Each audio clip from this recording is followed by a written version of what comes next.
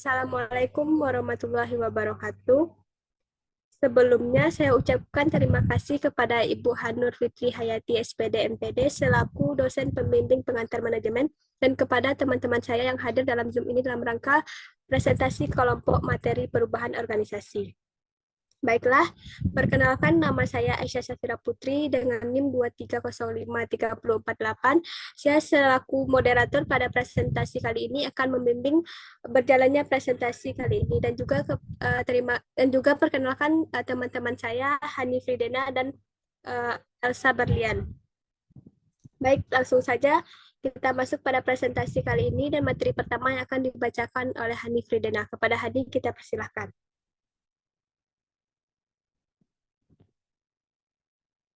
Baiklah, perkenalkan saya Hani Fridena dengan NIM 23053015.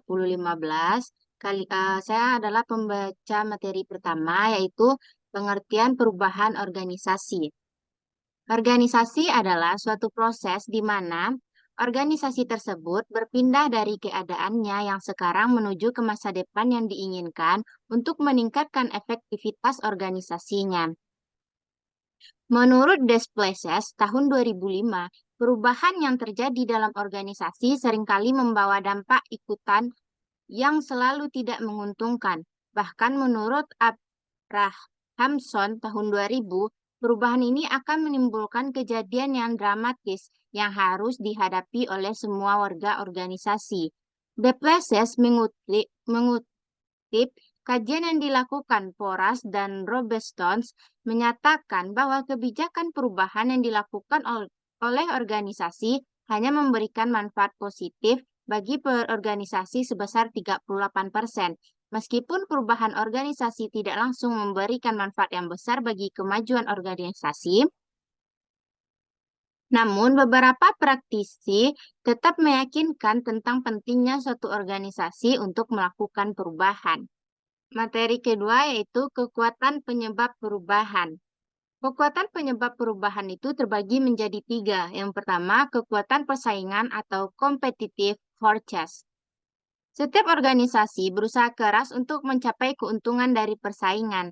Persaingan menjadi pemicu untuk melakukan perubahan, dikarenakan apabila organisasi tersebut tidak dapat melebihi persaingan dalam efisiensi, kualitas, ataupun kemampuan untuk melakukan inovasi pada produk dan jasa, maka organisasi tersebut tidak akan dapat bertahan. Yang kedua yaitu kekuatan demografi dan sosial atau demography and social forces.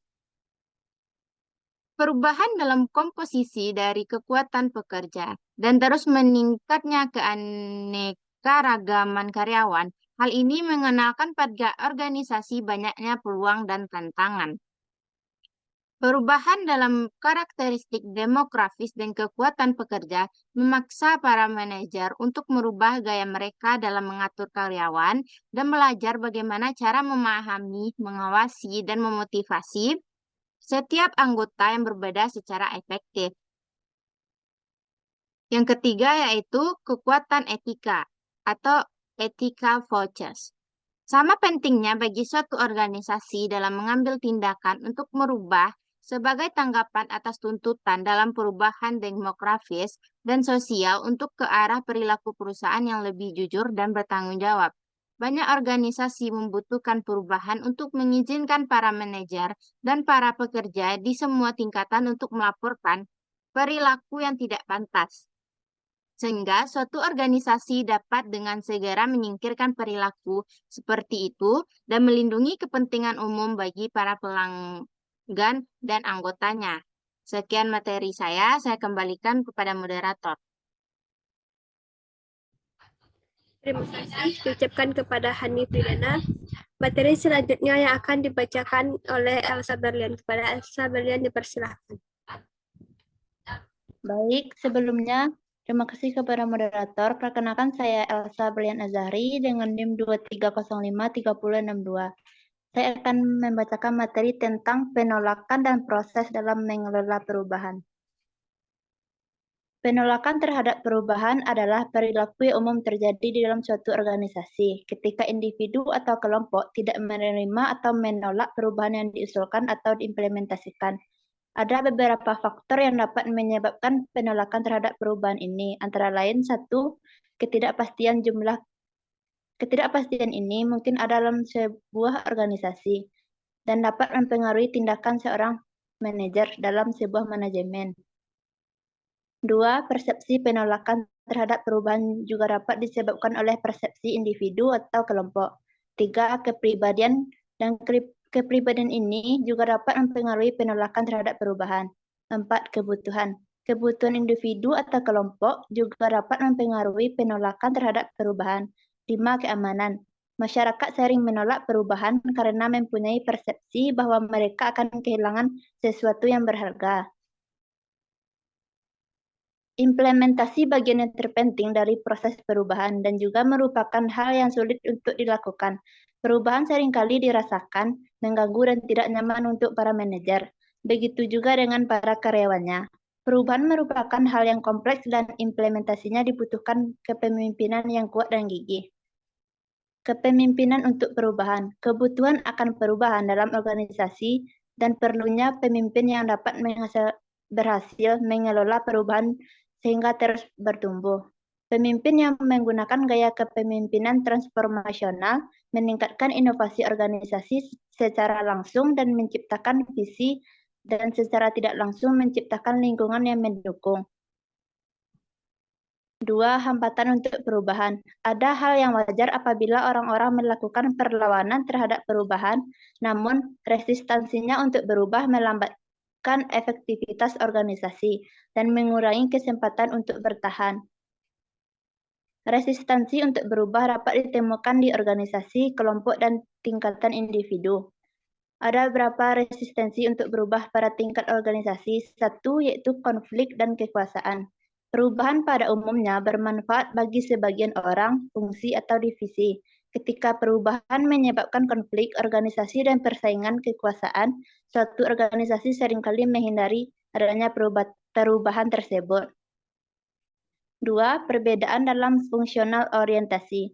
Perbedaan dalam orientasi fungsional adalah halangan utama yang lain untuk berubah dan salah satu sumber akan kelesuan organisasi. Tiga, budaya organisasi. Nilai serta norma-norma di dalam budaya organisasi dapat menjadi sumber resistensi untuk berubah.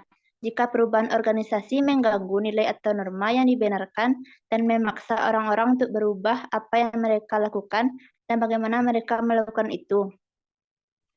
Empat, resistansi untuk berubah tingkat grup atau kelompok.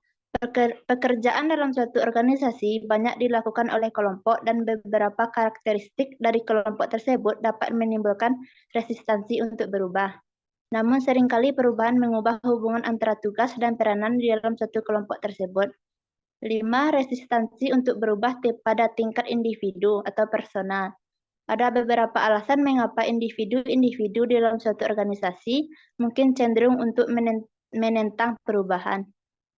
Sekian materi yang dapat saya sampaikan, saya kembalikan kepada moderator. Terima kasih saya ucapkan kepada Elsa Berlian. Materi ketiga akan disampaikan oleh saya sendiri. Jenis inovasi untuk menghadapi perubahan. Yang pertama yaitu inovasi produk. Adalah inovasi yang paling umum dilakukan dan digunakan untuk mengembangkan produk atau layanan untuk memenuhi kebutuhan pasar. Yang kedua yaitu inovasi proses. Adalah inovasi yang melibatkan perubahan cara perilaku usaha untuk menjalankan operasional bisnis mereka.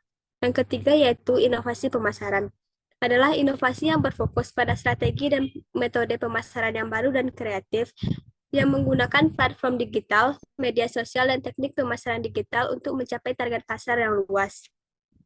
Yang keempat yaitu inovasi manajemen. Adalah inovasi yang melibatkan perubahan dan struktur organisasi yang mengadopsi pendekatan manajemen yang lebih fleksibel dan kolaboratif untuk memperkuat komunikasi internal sehingga mendorong partisipasi atau karyawan untuk memperkenalkan praktik manajemen yang inovatif. Yang kelima yaitu inovasi mindset. Artinya,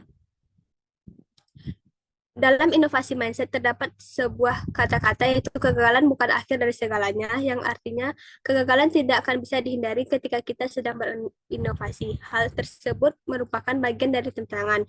Oleh karena itu, Jika tidak pernah gagal, maka bisa diartikan kita belum berinovasi. Yang keenam yaitu inovasi kolaborasi.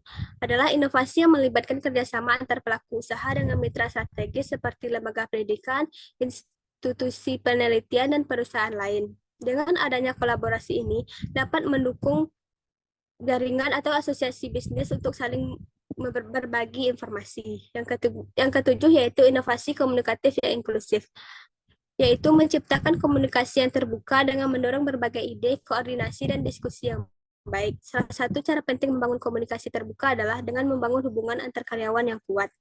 Sekian materi dari saya. Sekianlah presentasi yang dapat kami sampaikan pada kali ini. Mohon maaf apabila ada kekurangan. Saya tutup. Wabillahi taufiq wal hidayah. Wassalamualaikum warahmatullahi wabarakatuh.